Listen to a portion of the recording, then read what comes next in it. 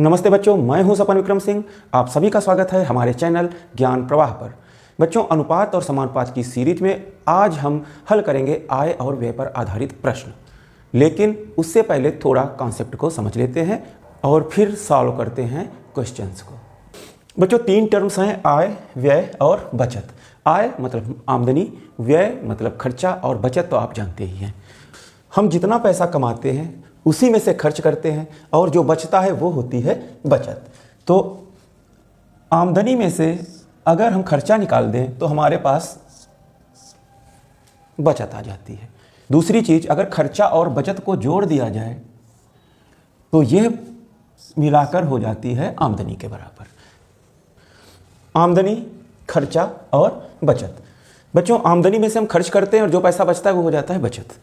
और अगर खर्चा और बचत मिला दिया जाए तो टोटल हो जाएगा आमदनी के बराबर, यानी आय बराबर हो जाएगा व्यय प्लस बचत। और अगर आय में से व्यय घटा दें तो हमारे पास बचत आ जाएगी, या फिर आय में से अगर हम बचत घटा दें तो हमारे पास कितना हमने रुपया खर्च किया उसका हिसाब आ जाएगा। मान लो कोई आदमी 100 रुपये कमाता है और 20 रुपये बचाता है, तो उसका खर्च हुआ 80 रुपये। 100 रुपये कमाए, आय हुई 100, 20 रुपये बचत, तो 80 रुपये हो गया व्यय। व्यय यानी खर्चा। तो बच्चों, ये कॉन्सेप्ट बहुत सरल है, आपको समझ में आ गया होगा। अब इसके हम क्वेश्चन सॉल्व करते हैं। आज का पहला प्रश्न है, ए तथा बी की आय का अनुपात 2:3 है और उनके व्यय का अनुपात 1:2 है। यदि उनमें से प्रत्येक की बचत रुपये 24,000 हो तो ए की आय ज्ञात कीजिए। ए और बी की आय का अनुपात है 2:3 और उनकी व्यय का अनुपात है 1:2। और पूछा गया है कि ए की आय ज्ञात कीजिए जबकि प्रत्येक 24,000 रुपये बचाता है। बच्चों, बस यहीं से ध्यान देने वाली बात है कि दोनों 24,000 बचाते हैं। ए भी 24,000 बचा रहा है और बी भी 24,000 बचा रहा है, जबकि उनकी आमदनियां यानी आय अलग अलग हैं, 2:3 के अनुपात में है। पिछले वीडियोस में हमने आपको बताया था कि कोई भी अनुपात अगर दिया है उनमें से समान राशि घटा दी जाए तो अनुपातों के अंतर पर कोई भी फर्क नहीं पड़ता। अनुपातों के अंतर समान रहने चाहिए। और अगर ये इस कॉन्सेप्ट की आपको पूरी जानकारी लेनी है बच्चों, तो हमारे पिछले वीडियो देखिए, जो अनुपात श्रेणी अनुपात के नाम से आपको मिल जाएंगे और उसके 4 पार्ट हम बना चुके हैं। आज यह 5वां पार्ट है। पिछले अनुपात से रिलेटेड चारों वीडियोज के लिंक हम आपको डिस्क्रिप्शन में डाल देंगे, वहाँ आपको अवेलेबल होंगे, वहाँ से आप पिछले वीडियो देख सकते हैं। बच्चों, ए और बी की आमदनी यानी आय का अनुपात है 2:3। अब आमदनी से जब हम बचत हटा लेंगे या बचत घटा देंगे तो हमारे पास खर्चे का हिसाब आ जाएगा। तो 2:3 में है आय, दोनों 24,000 बचाते हैं और खर्च का अनुपात आता है 1:2। ये अंतर समान होना चाहिए। अगर नहीं समान है तो हमको समान करना पड़ेगा। तो 2 और 3 का अंतर है 1, यहाँ पर 1 और 2 का अंतर है 1। दोनों अंतर भी समान है। तो हम देखते हैं, मान लेते हैं बी 3 रुपये कमाता है, 2 खर्च करता है, तो कितना बचाता है? बचत होती है 1 की। इधर भी देखिए, ए 2 कमाता है, 1 खर्च करता है, कितना बचाएगा? 2 में से 1 गया 1, यानी दोनों समान बचा रहे हैं। और क्वेश्चन में दिया गया है ये बचत है 24,000 की,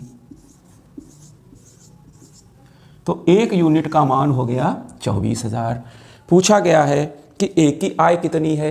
ए की आय है 2, तो 1 यूनिट जब 24,000 के बराबर है तो 2 यूनिट कितना हो जाएगा? 24 दूना 48,000 रुपए। बच्चों, अगला क्वेश्चन है, ए एवं बी की मासिक आय का अनुपात 6:5 और उनका मासिक व्यय 4:3 के अनुपात में है। यदि प्रत्येक प्रति माह रुपये 400 की बचत करता है तो उनकी मासिक आय की कुल राशि ज्ञात कीजिए। यानी प्रत्येक 400 रुपये की बचत करता है। जैसा पिछला क्वेश्चन था सेम वैसे ही है। ए और बी की आय का अनुपात हो गया 6:5 उनकी खर्चों यानी व्यय का अनुपात हो गया 4:3 और दोनों की समान बचत है 400 यानी आमदनी में से अगर 400 रुपए घटा दें तो हमारे पास उनके खर्चों का हिसाब आ जाएगा। दोनों अनुपातों से समान राशि यानी 400 रुपये घट रही है। वही पिछली बात कि इनका अंतर और इनका अंतर समान होना चाहिए। तो 6 और 5 का अंतर है 1 और 4 और 3 का भी अंतर है 1। बच्चों अगर अंतर समान नहीं है तो आपको अंतर समान करना पड़ेगा।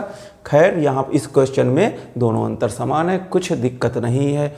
तो अब हम देखते हैं, ये मान के चलते हैं कि बी की आमदनी है 5 रुपया, बी खर्च करता है 3 रुपया, तो बचत कितनी है? बचत है 2 की। इधर ए का भी वही हाल है, ए 6 कमाता है 4 खर्च करता है, कितना बचाएगा? 2 बचाएगा। यानी ए भी 2 बचाता है, बी भी 2 बचाता है, लेकिन क्वेश्चन में 2 नहीं है, 2 की जगह पर है रुपए 400। 2 को अगर हम 200 से गुणा कर दें तो आता है 400 यानी 1 यूनिट की वैल्यू हुई 200। अब पूछा गया है कि उनकी मासिक आय की कुल राशि ज्ञात कीजिए। उनकी कुल मासिक आय है 6 और 5 11 और 11 को जब हम 200 से गुणा कर देंगे तो हमारे पास हो जाएंगे रुपए 2200 यानी ए और बी की कुल मासिक आय होगी रुपए 2200। क्वेश्चन है ए तथा बी की आय का अनुपात 9:7 है, उनके व्यय का अनुपात 4:3 है। यदि दोनों व्यक्ति रुपए 200 बचाते हों तो उनकी आय का योग कितना होगा? ए और बी की आय का योग पूछा गया है और दोनों 200 रुपये बचाते हैं, दोनों 200 रुपये बचाते हैं। तो बस बच्चों फिर वही काम करते हैं, इनका अंतर देखते हैं। यहाँ पर अंतर है 7 और 9 में 2 का, लेकिन यहाँ पर अंतर है 1 का। हमने पिछले दोनों क्वेश्चंस में यही कहा कि यहाँ पर अंतर समान होना चाहिए, तो हम इन अंतरों को समान करते हैं। क्या करते हैं? यहाँ पर 2 ले आते हैं, 2 लाने के लिए 2 से गुणा करेंगे तो 2 एक कम 2 हो जाएगा, तो यहाँ पर भी 2 से गुणा हो जाएगी और यहाँ पर भी 2 से गुणा हो जाएगी। 4 दूना 8 और 3 दूना 6। अब इस क्वेश्चन को हम ऐसे कह सकते हैं कि ए और बी की आय का अनुपात है 9:7 और उनके व्यय का अनुपात है 8:6। 7 में से 1 गया 6 आता है और 9 में से 1 घटाएं 8 आता है। यानी इनकी जो बचत हुई वह हुई 1 के बराबर। 7 में से 1 गया 6, इधर 9 में से 1 घटाएं तो आएगा 8। और क्वेश्चन में कहा गया है यह बचत है रुपए 200 के बराबर।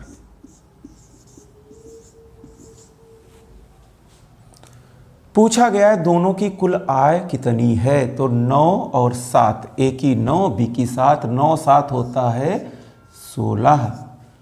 1 यूनिट 200 के बराबर तो 16 यूनिट यानी 200 से गुणा कर दीजिए। रुपए 3200। 16 दूना 32 होता है बच्चों। अब ये तो आता ही होगा, या फिर पहाड़े याद कीजिए।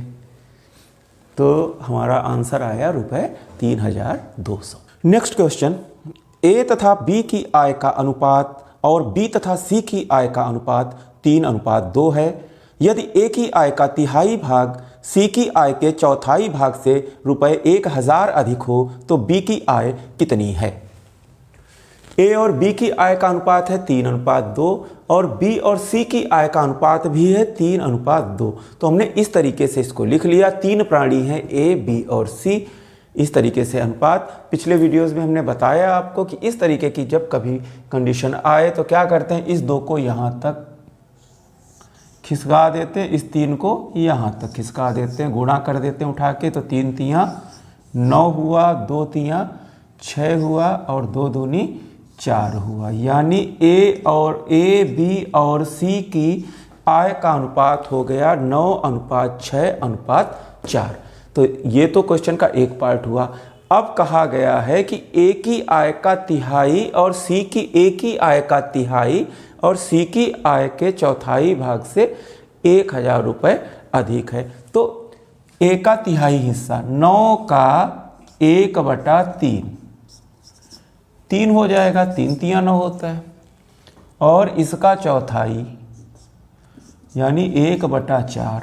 तो ये तो बच्चों जान ही गए होंगे कितना होगा, ये होगा 1। ए की आय का तिहाई 3 और बी की आय का चौथाई यानी 1, इनका अंतर है 1000 रुपये। यहां पर अंतर है 2 का, तो 2 यूनिट बराबर रुपये 1000। तो 1 यूनिट 500 के बराबर। अब कहा गया है कि बी की आय कितनी है। बी की आय कितनी है बच्चों, बी की आय 6 को 500 से उठा के गुणा कर दिए यहाँ पर, तो हो जाएगा 6 गुणा 500 रुपये 3000। बच्चों इस क्वेश्चन को फिर से समझ लेते हैं हम लोग। ए की आय है 9, बी की आय है 6 और सी की आय है 4।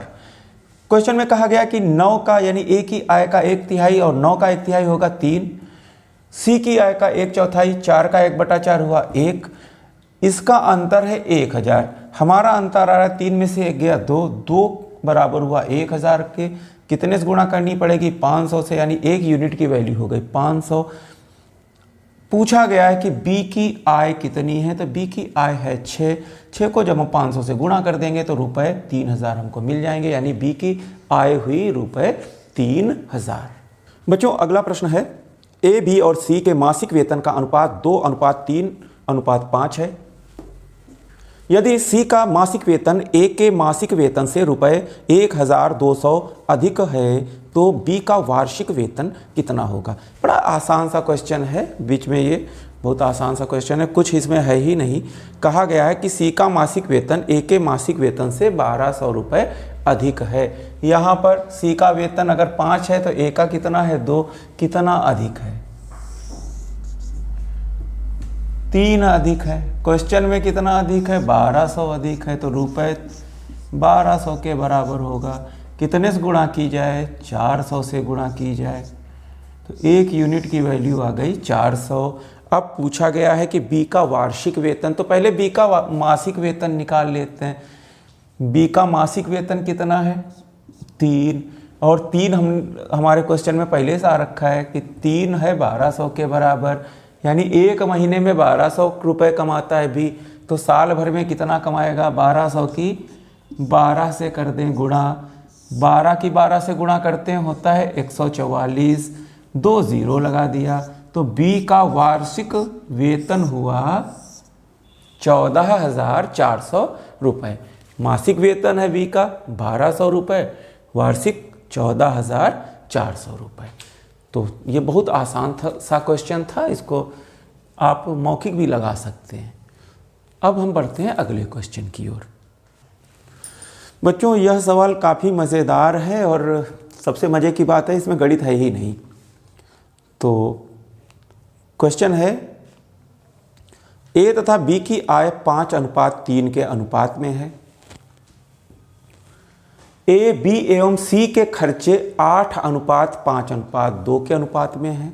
यदि सी रुपये 2000 खर्च करता है और बी रुपये 700 बचाता है तो ए की बचत कितनी है। सबसे पहले कि आय 2 ही लोगों को दी गई है, जबकि क्वेश्चन में प्राणी हैं 3, ए, बी और सी। तो हमने ये लिख लिया है, जो क्वेश्चन था उसका डाटा यहाँ पर है। तो कैसे सॉल्व करते हैं। सी खर्च करता है 2000 रुपये, अनुपात में दिया है 2, तो जाहिर सी बात है इसको हम 2000 बनाए दे रहे हैं। तो बी हो जाएगा 5000 और ए का खर्च आ जाएगा 8000। अब है कि बी 700 रुपये बचाता है। जब बी 700 रुपये बचाता है और बी 5,000 खर्च करता है तो आमदनी कितनी हुई? 5,700, 5700 रुपये वो कमाता है। यहाँ पर आमदनी कितनी है? 3। ये है इसकी कंपैरेटिव वैल्यू। 3 है कंपैरेटिव वैल्यू और रियल वैल्यू है 5,700। तो 3 को अगर हम 5700 रुपये बनाएं तो कितने से गुणा करना पड़ेगा? 19 तिया 57 होता है, 1900 से। तो यहाँ पर भी 1900 से गुणा कर दीजिए।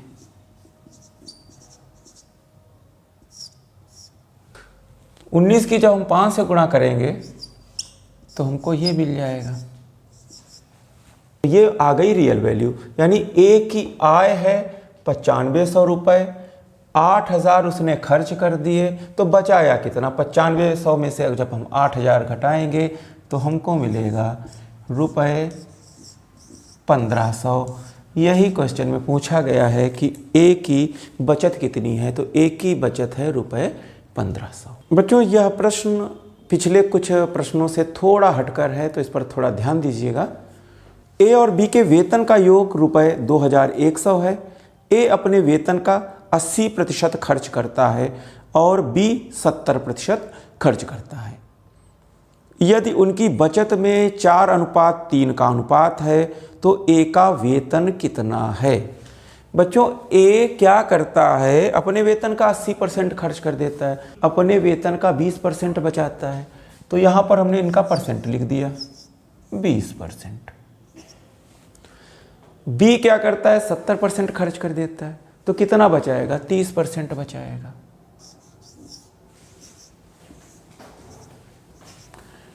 और इनकी बचतों का अनुपात दिया है 4:3। बचत का अनुपात है 4:3। यहाँ पर आपको एक ट्रिक बताते हैं। क्या करते हैं? परसेंट कैंसिल हो जाएगा, 0 0 कैंसिल हो जाएगा। इसकी इससे मल्टीप्लाई कर दीजिए, इसको इससे कर दीजिए, तो 3 चौके 12 और 2 तिया 6। उनकी आय का अनुपात हुआ 12:6। इसको भी और हम सरल कर सकते हैं, 6 एकम 6, 6 दूनी 12, यानी ए की आय और बी की आय में अनुपात हुआ 2:1। और क्वेश्चन में कहा गया है कि उनकी कुल आय, उनके वेतन का योग है रुपये 2100। यहाँ पर वेतन का योग आएगा 2 और 1 3, 3 को बना दीजिए 2100। कितने से गुणा करनी पड़ेगी? गुणा होगी 700 से। अब 700 हमारा 1 यूनिट की वैल्यू आ गई। पूछा गया है ए का वेतन कितना है, तो ए का वेतन हो गया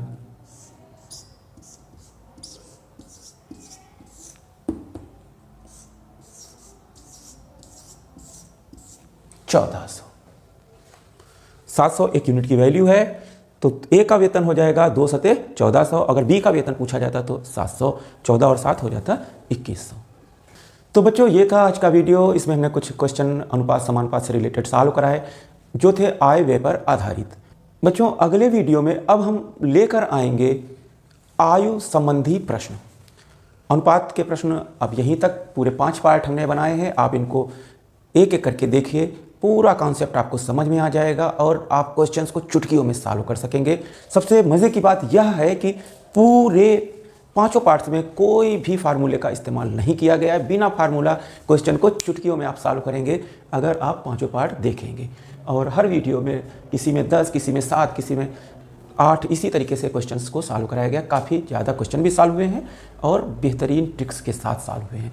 तो अगर आपको यह वीडियो अच्छा लगा हो तो वीडियो को लाइक कीजिए, हमारे चैनल ज्ञान प्रवाह को सब्सक्राइब कीजिए और बेल आइकन ज़रूर दबाइए, जिससे आगे आने वाले वीडियोस की नोटिफिकेशन आपको मिलती रहे।